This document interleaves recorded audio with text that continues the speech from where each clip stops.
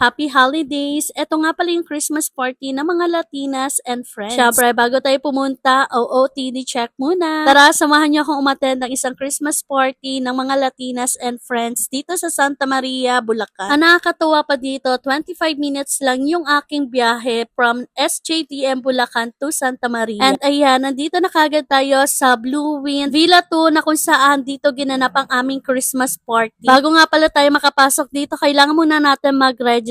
And eto, grabe, ang ganda ng The Blue Wind. Kaya naman may enjoy mo yung ambience dito. Ang check-in nga pala namin dito is around 7 p.m. until 3 p.m. nga pala kami dito. O diba, ang sulit ng pagstay dito. Tapos, ang ganda at nakaka-relax talaga. Pagkadating ko nga pala dito, andito na sila Mami Ria, sila Mami Elle, Mami Abby, Mami Jazz, and si Kate. Grabe, ang daming food. Pagdating nga pala sa food, ayan, kanya-kanya kami ng bit-bit at talaga namang may enjoy mo dahil ang sasarap na mga dinala nila. After 5 minutes, dumating na nga rin pala sila Mami Wendy dito at sila It's Okay. At yung the rest sa mga kasama nila at eto, nagsikain na rin kami dahil napagod sila sa biyahe. Grabe no, nakakatawa, hindi lang sa TikTok event kami nagkikita at nagkaroon din kami ng ganitong klase Christmas party. And take note guys ha, hindi lang to basta-basta Christmas party dahil ito yung isa sa mga hindi ko makakalimutan. Syempre, laking pasalamat ko lang din dito kay Mami Wendy na kung saan siya yung nagsama sa akin dito sa grupo na to at grabe, sobrang love ko tong ka-strict body ko na to. Tulad nga ng sinabi ko sa inyo, hindi lang basta Christmas party ito dahil sobrang memorable at dito mo makikita talaga yung tunay na kaibigan at dito mo rin makikita yung definition ng kaibigan hanggang sa maging pamilya mo ang turing mo dito. Muntikan na nga pala akong hindi makasama dito dahil nga may mga inaasikaso ako at dahil nga gusto ko makasama itong mga tao na to kaya eto, sinadya ko talaga na makasama at iniwan ko yung mga gawain ko. Pero sobrang worth it. Sobrang galing lang din ni Lord na binigyan ka ng ganitong klaseng community. Grabe, naiiyak ako. Bakit?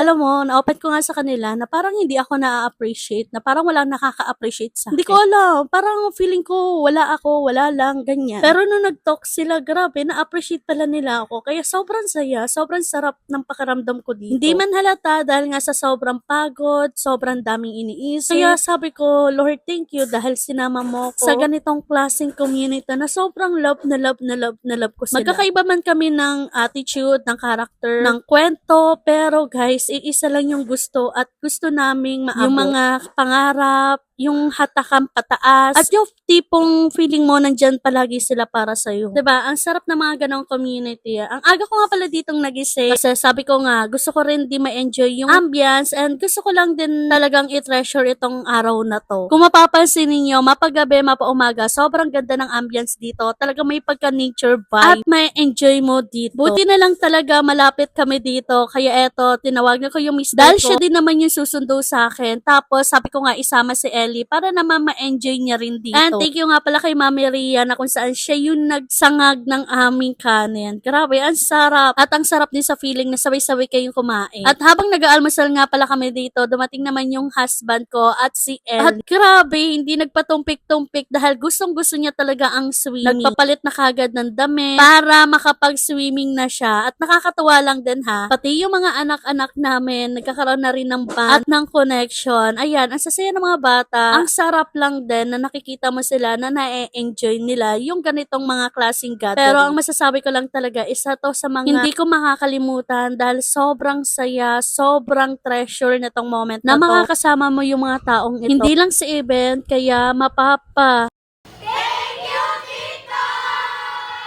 Dahil sa ganitong community, nakabuo kami ng isang pamilya na kung saan treasure at nagkaroon ng second family na handang makinig sa'yo kapag may problema ka, may mga wins or achievements na handa kang palakpak. O siya, hanggang dito na lang muna yung mini vlog natin. Thank you for watching and happy holidays!